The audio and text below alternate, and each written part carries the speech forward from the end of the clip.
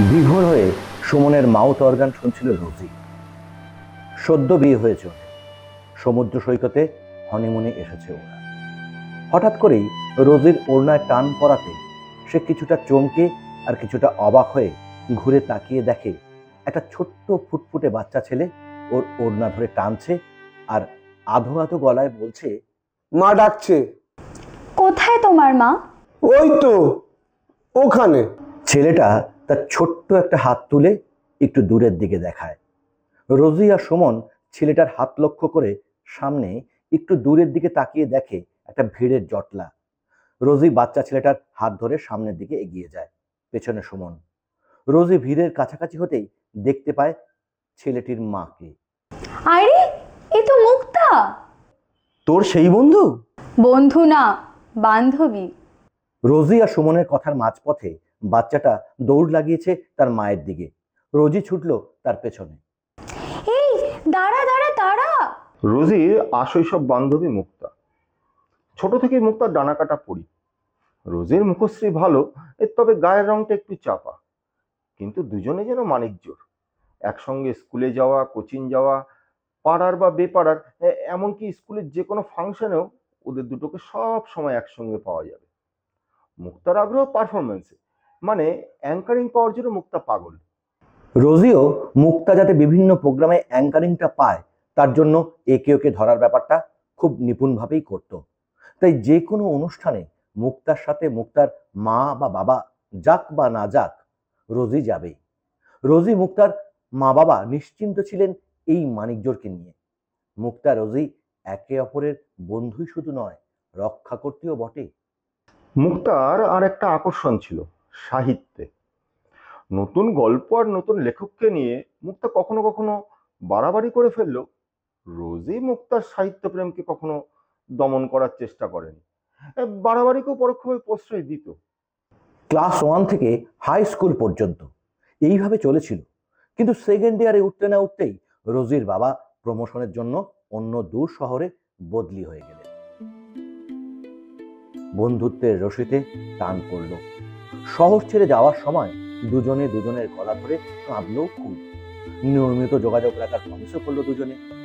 কিন্তু ওই যা হয়, রোজির নতুন কলেজ, নতুন বন্ধু, মুক্তারও পড়াশোনার চাপ, সঙ্গে নতুন নতুন অনুষ্ঠানে অ্যাঙ্কারিং, এই সব মিলিয়ে প্রথম দিকে সপ্তাহে একবার, তারপর মাসে, তারপর বছরে। ধীরে ধীরে বন্ধুত্বের বিনি সুতোয় রাখির বন্ধন আলগা হয়ে গেল। মুক্তা এখন টিভি অ্যাঙ্কার, বিভিন্ন শোয়ে হোস্ট করে। ফলে তার মুখটা মিডিয়ার দৌলতে অনেকেরই চেনা। তাই অটোগ্রাফের ভিড়। রোজিকে দেখে ফ্যানেদের ভিড় কাটিয়ে এগিয়ে আসে মুক্তা। রোজিও এক ছুট্টে গিয়ে মুক্তাকে জড়িয়ে ধরে। তারপর যা হওয়ার, যোগাযোগ না রাখার অভিযোগ, আহ্লাদি বাদানুবাদ। রোজি সুমনের সঙ্গে মুক্তার পরিচয় করিয়ে দেয়। ইনি হলেন তিনি যিনি প্রেম করার আগে 3 মাস সময় নিয়েছিলেন। সে কি দেখতে এত হ্যান্ডসাম, প্রপোজের বেলায় আপনি এত ব্যাকডেটেড? কি করি বলুন? আপনার বন্ধুটি যা গম্ভীর, শেষে প্রপোজ করতে গিয়ে পেঁদানি না খাই, সেটাও তো ভাবতে হয়েছে। তবে আলটিমেটলি বিয়ের ব্যাপারে কিন্তু আমাকেই উদ্যোগটা নিতে হয়েছে। অনাবিল হাসির রোলের মধ্যে রোজি খেয়াল করে একটু দূরে একটা হালকা চেনা মুখ তাদের দিকে তাকিয়ে মুচকি মুচকি হাসছে। মুখটা রোজির খুব চেনা চেনা লাগছে, কিন্তু কিছুতেই মনে করতে পারছে না কোথায় দেখেছে। তারপর হঠাৎ করে মনে পড়ে গেল, আরে, এটা সেই ছেলেটা না যে আমাদের কলেজে যাওয়ার পথে চায়ের দোকানে রোজ দাঁড়িয়ে থাকতো আর আমাদেরকে ওই ফ্যাল ফ্যাল করে গিলতো? দেখেছিস, যেই তোকে আর আমাকে একসঙ্গে দেখেছি অমনি ফলো করে চলে এসেছে। ধুর, ও কি করে জানবে যে আমরা যেখানে আসবো আমাদের দেখা হবে? সুমনও দেখেছে লোকটাকে। সুমন রোজির কাছে মুক্তার গল্পের সঙ্গে এই লোকটার গল্পও শুনেছে। তাই সুমনও কিছুটা অবাক। ততক্ষণে দুই বন্ধু অতীতে ডুব দেয়, আর সেই ছেলেটি দূর থেকে স্নিগ্ধ হাসি ছড়িয়ে রাখে ওদের ওপর। রোজি আর মুক্তার কলেজে যাওয়ার পথে পড়ে মুন্নার টি স্টল। বেশ কিছুদিন ধরে ওরা লক্ষ্য করছে একটা শ্যামলা দোহরা গড়নের ছেলে একবার চা নিয়ে ওদের দিকেই তাকিয়ে থাকে অপলক দৃষ্টিতে। 1, 2, 3 দিন হয়ে ব্যাপারটা মাসখানেক গড়িয়ে গেল। রোজি আর মুক্তা এটা নিয়ে হাসাহাসি শুরু করলো। মুক্তাই বেশি করতো। রোজি বাড়াবাড়ি হয়ে যাচ্ছে দেখে মুক্তাকে একটু ধমক দিলেও মুক্তা মজাটা ছাড়তে পারতো না। ক্রমে ব্যাপারটা ওদের গা সওয়া হয়ে গিয়েছিল। মুক্তার রূপে সবাই মুগ্ধ। কলেজে তার খুব দাপট। ছেলেদের মধ্যে অনেকেই মুক্তা নামটা নিজেদের জপমন্ত্র করে নিয়েছে। তার উপর গান জানে, নাচ জানে, অ্যাঙ্কারিংও দক্ষ। এসব নিয়ে মুক্তার গুমরও কম ছিল না। কিন্তু চায়ের দোকানে দাঁড়িয়ে থাকা ছেলেটি আজ প্রায় 2 বছর হলো, এখনো অবিচল। এতদিনে মুক্তার কাছে এটা স্পষ্ট হয়ে গেছে ছেলেটা ওকেই দেখে, ওর জন্যই দাঁড়িয়ে থাকে। ঝড়, বৃষ্টি, রোদ, ঠান্ডা কোনোদিনই বাদ যায় না। মুক্তার বিরক্ত লাগে আজকাল। রোজি যখন ছিল হাসাহাসি করে উড়িয়ে দিত, এখন যেন ব্যাপারটা তিক্ত হয়ে উঠেছে। এখন তাকে একটা দুটো প্রোগ্রামে টিভিতেও দেখা যায়। হাজার বড় লোকের ছেলে তার পেছনে ছিপ ফেলে বসে আছে। তার মধ্যে একটা রাস্তার ছেলে কি করে সাহস হয় সে কথা মুক্তা ভেবেই পায় না। এক ঝমঝমে বর্ষার দিনে মুক্তার টিভি শো আছে। সে তাড়াতাড়ি কলেজ থেকে বেরিয়ে পড়েছে, কিন্তু এই যা, ছাতাটা সে ফেলে এসেছে ক্লাসরুমের পেছনের দিকে। সকাল থেকেই যা বৃষ্টি, মুক্তা ছাতা নিয়েই বেরিয়েছিল, কিন্তু ভিজে ছাতা তাই রুমের পেছন দিকে মেলে রেখেছিল শুকোবার জন্য। এখন তো অন্য ক্লাস শুরু হয়ে গেছে, কি হবে? এই ভাবতে ভাবতেই মুক্তার গতি কিছুটা স্লথ হয়ে গিয়েছিল। এদিকে স্টুডিওতে যেতে দেরি হয়ে যাচ্ছে।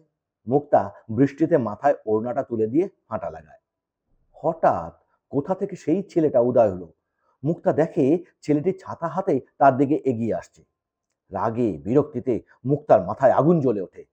ছেলেটিকে মুক্তার কাছে এসে তার মাথায় ছাতা ধরতে যেতেই মুক্তা এক ধাক্কায় ছাতা সহ ছেলেটিকে সরিয়ে দিয়ে দ্রুত পাশ কাটিয়ে চলে যায়। পরের দিন কলেজে সানিকে পুরো ব্যাপারটা খুলে বলে মুক্তা।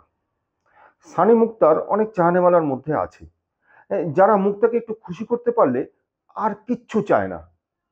একটু কফি শপে নিয়ে যাওয়া, একটা দামি গিফট দেওয়া, বা যে কোনো রকম হুকুম তামিল করা। কিন্তু মুক্তা মনে মনে এদের ঘৃণাই করে। তার অনেক বেশি আকর্ষণ গান, বাজনা, নাটক আর সাহিত্যে। সানি মুক্তার সবচেয়ে কাছের বন্ধু। মুক্তা সায় না দিলেও সানি কিন্তু নিজেকে তাই মনে করে। আর সেই সানির গার্লফ্রেন্ডের দিকে নজর। মুক্তার কাছে এই ব্যাপারটা শুনে সানি রেগে আগুন। সানি রক্তবর্ণ হয়ে দক্ষিণী সিনেমার হিরোর মতন নিজের বাইসেপের হাতা গুটিয়ে বলল, এতদিন ধরে তোমাকে ডিস্টার্ব করছে আর তুমি আজ আমাকে বলছো? হ্যাঁ, দাঁড়াও, ওর ব্যবস্থা করছি। শ্রাবণ মাস। পরের দিনও একটানা ঝমঝম করে বৃষ্টি পড়েই চলেছে। মুক্তার বাবা আজকাল মুক্তাকে গাড়ি করেই কলেজের সামনে নামিয়ে দিয়ে যান। আর যাই হোক, মেয়ে এখন সেলিব্রিটিদের সঙ্গে ওঠা বসা করতে করতে নিজেও খানিকটা সেলিব্রিটি হয়ে উঠেছে। সে যাবে রিক্সা করে কলেজে, তা কি হয়?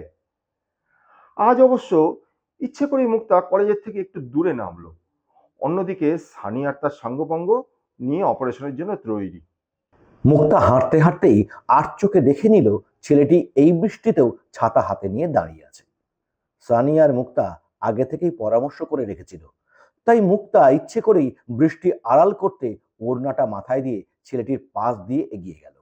ছেলেটিও মুক্তার দিকে এগিয়ে আসতেই সানির বীর পুরুষ বাহিনী মোটর বাইক নিয়ে হাজির ঘটনাস্থলে। বৃষ্টির দিন, তাই রাস্তাঘাট অন্য দিনের থেকে একটু ফাঁকা। 4-5 জন মিলে ছেলেটাকে ঘিরে ধরে 2-4টে প্রশ্ন করতে না করতেই হাত চালাতে শুরু করলো। মুক্তা কলেজে ঢোকার মুখে একবার ঘাড় ঘুরিয়ে দেখলো। সানিরা তখন নিজেদের পৌরুষ দেখাতে বড্ড ব্যস্ত। মারের চোটে ছেলেটি রাস্তায় পড়ে কাতরাচ্ছে, কিন্তু কোনো কথা বলতে পারছে না। মুক্তার একবার মনে হলো, এটা বড্ড বাড়াবাড়ি, অত মারার দরকার কি ছিল? তবে যা হয়েছে ওর নিজের জন্যই হয়েছে। আমাকে দেখার শখ জীবনের মতো ঘুচে যাক। মাত্র 5-6 দিন পরের ঘটনা। আজ সকাল থেকেই মুক্তা খুব ব্যস্ত। আজ সাহিত্য একাডেমির পুরস্কার বিতরণ অনুষ্ঠানে সে অ্যাঙ্কার।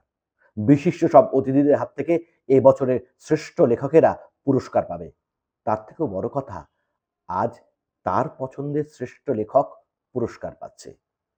ঘিয়ে রঙের শাড়ি, মুক্তোর গয়না আর জুঁই ফুলের মালাতে মুক্তোর মতোই ঝলমল করছে মুক্তা। বাবার গাড়ি থেকে নেমে মুক্তা অডিটোরিয়ামে ঢুকতে যাবে, এমন সময় দেখে সেই ছেলেটি আবার উল্টো দিকের দোকানে দাঁড়িয়ে আছে। সানি আর তার ব্যাটালিয়ান ছেলেটাকে ভালোই দাওয়াই দিয়েছে, হাত ভাঙা, মাথায় ব্যান্ডেজ। যদিও আজ সে মুক্তাকে দেখতে পায়নি, আপন মনে সিগারেটে টান দিচ্ছে। তবু ওকে দেখেই মুক্তার মাথায় রক্ত উঠে যায়। অসহ্য! এত কিছুর পরেও শিক্ষা হলো না, ইডিয়েট। মুক্তা এগিয়ে গিয়ে নিজে থেকে কটা কড়া কথা বলতে চাইছিল, কিন্তু উদ্যোক্তাদের মধ্যে হোমরা চমড়া গোছের একজন মুক্তাকে দেখে সাদর আপ্যায়ন করে ভেতরে নিয়ে যেতে এগিয়ে এলেন। মুক্তাও মনের রাগ মনেই পুষে রেখে তার সঙ্গে হাসি মুখে ভেতরে যাওয়ার জন্য পা বাড়ালো। শুধু মনে মনে বলল, দাঁড়াও, আমি তোমার ব্যবস্থা করছি। 4-5 জনে তো হয়নি, প্রোগ্রামটা শেষ হতে দাও। পুরো পার্টির দাদাদের তোমার পিছনে লেলিয়ে দেব, তখন যাতেও মরবে, ভাতেও মরবে। অনুষ্ঠান শুরু হলো উদ্বোধনী সঙ্গীত দিয়ে, তারপর বিশিষ্ট অতিথিদের বরণ, তারপর এক এক করে অন্যান্য পুরস্কার দেওয়ার পর সেই সময়টা আসে যখন এবছরের শ্রেষ্ঠ নবীন সাহিত্যিকের নাম ঘোষণা হবে। মুক্তার ভেতরটা কাঁপছে। তার পছন্দের সাহিত্যিক নীলার্ণব গুপ্তর নামটা তাকেই ঘোষণা করতে হবে। মুক্তার ঝলমলে চেহারায় এগিয়ে গেল পোডিয়ামের সামনে, মিষ্টি গলায় প্রতিধ্বনিত হলো, সমস্ত জুরি ও পাঠকের বিচারে এবছরের শ্রেষ্ঠ নবীন সাহিত্যিক। কথাটা বলে অ্যাঙ্কারিং ফরম্যাটে কৌতূহল বাড়ানোর জন্য মুক্তা থামলো।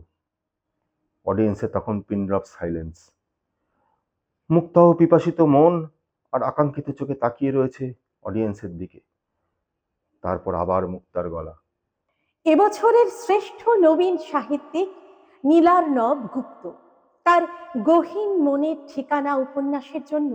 তুমুল হাততালির মধ্যে মুক্তা দেখে ধীর পায় কিছুটা খুঁড়িয়ে মঞ্চে উঠে আসছে সেই ছেলেটা, যার হাত ভাঙা, মাথায় ব্যান্ডেজ। মুক্তা অবাক, মুক্তা হতবাক, মুক্তা বিহ্বল। এতদিন যার একটা লেখাও সে বাদ দেয়নি, যে কোনো পত্রিকায় বা ম্যাগাজিনে তার লেখা বেরিয়েছে, মুক্তা যেমন করে পারে সেটা জোগাড় করেছে। যাকে মনে মনে হাজারবার দেখতে চেয়েছে, সে আর কেউ নয়, চায়ের দোকানে দাঁড়িয়ে থাকা সেই ছেলেটি যার তারই জন্য আজ এই অবস্থা। বর্ষিয়ান সাহিত্যিক রমা দত্ত শ্রেষ্ঠ পুরস্কার তুলে দেন নীলার্ণবের হাতে। মুক্তা কোনো মতে নিজেকে সামলে ঘোষণা করে, এবার আপনাদের সামনে উনি কিছু বলবেন, আপনাদের সঙ্গে শেয়ার করবেন ওনার পুরস্কার পাওয়ার অনুভূতি। ছেলেটি আস্তে আস্তে এগিয়ে আসে পোডিয়ামের কাছে, একটা ভাঁজ করা কাগজ এগিয়ে দেয় মুক্তার দিকে। মুক্তা কি করবে ভেবে পায় না, ফ্যাল ফ্যাল করে তাকিয়ে থাকে ছেলেটার দিকে।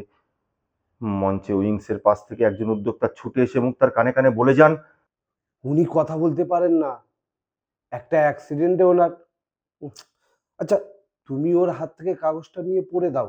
মুক্তা বিহ্বলের মতন কাগজটা খুলে পড়তে লাগলো।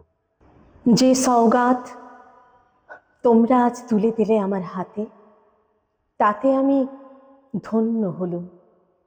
আমার সমস্ত তুন মন প্রাণ আজ বিনার তারে বেজে উঠেছে, তাতে কেবল একটি মাত্র সুর ধ্বনিত হচ্ছে, আমি ধন্য হলুম, আমি ধন্য হলুম, আমি ধন্য হলুম।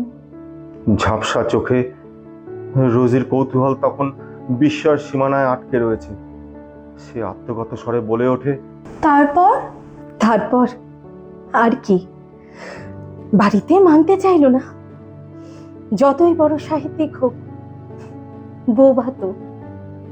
কিন্তু আমি যে মনস্থির করে ফেলেছি, ওকেই আমি বিয়ে করব। অনেক ঝামেলা ঝঞ্ঝাট করে আমাদের বিয়েটা হল। এখন অবশ্য সবাই ওকে মেনে নিয়েছে। রোজি অবাক চোখে তাকিয়ে থাকে সেই অন্তর্গত শব্দের মানুষটির দিকে। তারও যে কথা বেরোচ্ছে না মুখ দিয়ে। সুমন এগিয়ে গিয়ে মানুষটির সঙ্গে হাত মেলায়। রোজি কাছে এসে প্রণাম করতে গেলে মানুষটি তাকে ধরে ফেলে। মুখ ভাষায় বাংমেয় সে উত্তর, বন্ধুস্থান পায়ে নয়, হৃদয়ে। এতক্ষণে ওরা খেয়াল করেছে বাচ্চাটি চঞ্চল হয়ে উঠেছে। সময় বয়ে যাচ্ছে, বাবার সঙ্গে বালিয়াড়িতে প্রাসাদ করতে চায় সে। কখন সে বালির প্রাসাদ? প্রাসাদ তো বটেই। বাপ বেটায় লেগে পড়ে প্রাসাদ তৈরির কাজ।